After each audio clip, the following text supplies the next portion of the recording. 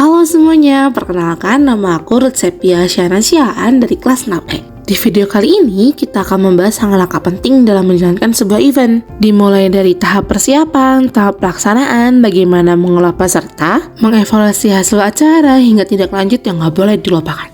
Jadi, yuk kita bahas dari awal. Yang pertama itu ada tahap persiapan, yang dimana di tahap persiapan ini terdiri dari 7 langkah. Langkah pertama di tahap persiapan ini yaitu menentukan tujuan dan juga target audiens.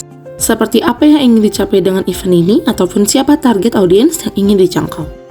Langkah kedua itu membuat konsep event yang menarik. Dengan memilih tema yang unik serta relevan untuk tujuan event, serta membuat desain yang kreatif dan inovatif, dan mempertimbangkan elemen interaktif dan pengalaman yang berkesan untuk audiens. Langkah ketiga adalah memilih lokasi dan fasilitas. Dengan memilih lokasi strategis dan mudah dijangkau, dan memilih lokasi yang sesuai dengan tema dan konsep event, serta memastikan fasilitas parkir dan aksesibilitas yang baik untuk para audiens. Langkah keempat yaitu mempromosikan event secara efektif. Dengan menggunakan berbagai media promosi seperti media sosial, email, dan juga iklan, serta memanfaatkan mobile showcase untuk menjangkau target audiens yang lebih luas. Langkah kelima adalah membuat rundown acara dengan menyusun jadwal acara yang rinci dan terstruktur, serta memperhatikan urutan acara. Langkah keenam yaitu mempersiapkan tim pengelola dengan membuat tim yang solid dan berpengalaman dalam mengelola event dan mengatur tugas dan tanggung jawab masing-masing anggota tim. Dan langkah terakhir yaitu merencanakan anggaran dengan membuat perkiraan biaya yang dibutuhkan untuk semua aspek event serta membuat anggaran yang realistis dan terperinci. Selanjutnya kita masuk kepada tahap pelaksanaan atau eksekusi event. Di sini semua rencana yang sudah disusun sebelumnya harus dijalankan tepat waktu dan sesuai dengan jadwalnya. Ini termasuk persiapan tempat, teknis acara, pengisi acara, sampai ke urusan logistik.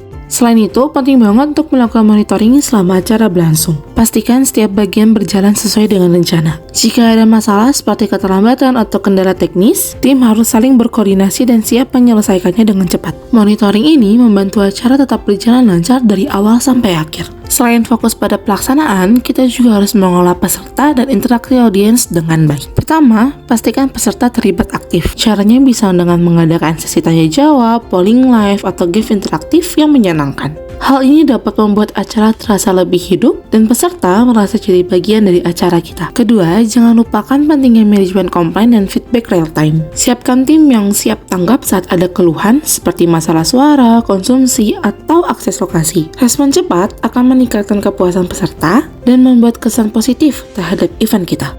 Selanjutnya ada evaluasi pasca event.